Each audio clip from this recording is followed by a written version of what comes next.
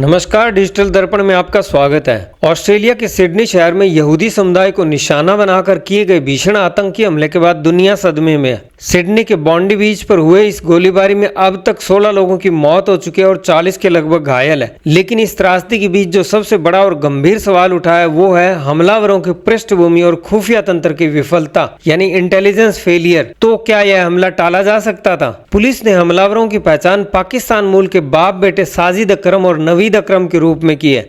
जांच में पता चला कि साजिद अकरम एक लाइसेंस्ड फायर आर्म्स होल्डर था, यानी उसके पास बंदूकें रखने का कानूनी लाइसेंस था। वहीं नवीद अकरम का कनेक्शन सीधा कट्टरपंथी इस्लामिक विचारधारा से जुड़ता है। उसकी कार से आईईडी और आईएसआईएस का झंडा भी बरामद हुआ है, जो उसके घातक इरादों का सबसे बड़ा एविडेंस है। इस हमले का सबसे चौंकाने वाला पहलू ये है कि नवीद अकरम ऑस्ट्रेलिया की खुफिया agency Australian security intelligence organisation यानी ASIO की जानकारी में था। नवीद अकरम पहली बार लगभग 6 साल पहले अक्टूबर 2019 में ASIO की निगरानी में आया था। उसकी जांच इसलिए शुरू हुई क्योंकि वह एक सिडनी बेस्ड ISIS सेल के सदस्यों के साथ जुड़ा हुआ था। उसका जुड़ाव एक ऐसे आतंकी से था जो उस समय जेल में था और खुद को ऑस्ट्रेलिया में ISIS का प्रमुख बताता था। ASIO ने लगभग 6 महीने तक उसकी गतिविधियों की जांच की। उस समय एजेंसी ने यह निष्कर्ष निकाला कि उसमें हिंसा में शामिल होने का कोई तात्कालिक खतरा नहीं है। इस आकलन के आधार पर उसे सक्रिय निगरानी सूची से हटा दिया गया।